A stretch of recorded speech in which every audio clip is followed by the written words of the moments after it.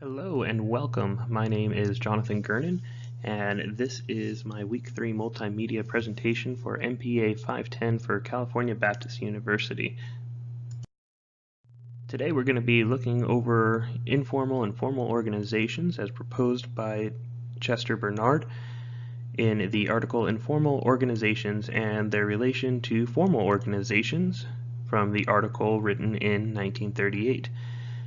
We're going to take a look at how the different organizations are developed, how they're fostered, how they can hurt, how they can help, and how it applies in a real-world setting.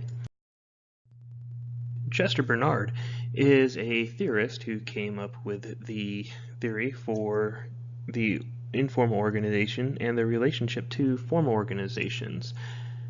Formal organizations are, as people might think about, the military, a corporation, something to do that has a formal structure and a formal setup. These tend to lead to informal organizations where it is a group of friends, colleagues who have something in common, who tend to associate with one another, such as water cooler talk. The United States Army is one of the most premier formal organizations. They not only have a set purpose, but they also have a set rank structure. This rank structure starts from private and goes all the way up through a 4-star general. As you can see in this chart, each rank is designated with its own insignia to identify the person. Now, within this organization, the formal aspect of it works in a way that requests are going up. Requests come from privates through sergeants and go up through lieutenants, corporals, majors. The orders, on the other hand, come down. They will come from the generals, the lieutenants, the captains, on down until the private is enacting the orders. But what Barnard is proposing is that within their own rank structure, the soldiers will create their own bonds. They will create their own informal organizations through common experiences and common relationships. And for this purpose, the soldiers will fight for each other over fighting for the U.S. Barnard puts it this way: camaraderie is much more powerful than patriotism, etc., in the behavior of soldiers. The essential need of individual is association, and that requires local activity or immediate interaction between individuals. Without it, the man is lost. The willingness of men to endure routine and dangerous tasks which they could avoid is explained by this necessity for action at all costs in order to maintain the sense of social integration.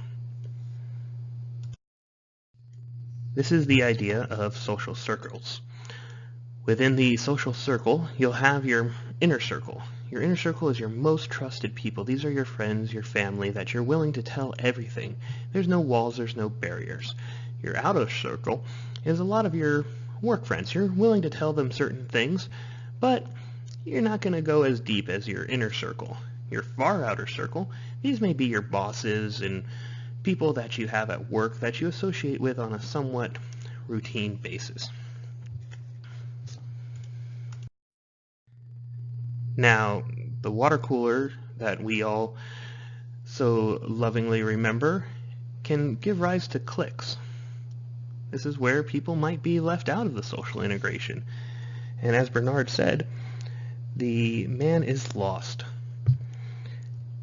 And everyone wants to feel part of the group. They want to feel part of that subculture, not just the overall culture. We can work for the same business, we can work for the same structure, we can work for the same organization, but without having the smaller social integrations, a person can feel left out.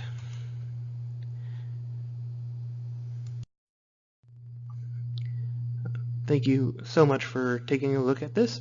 If you have any questions or comments, please leave them on the discussion board. Thank you.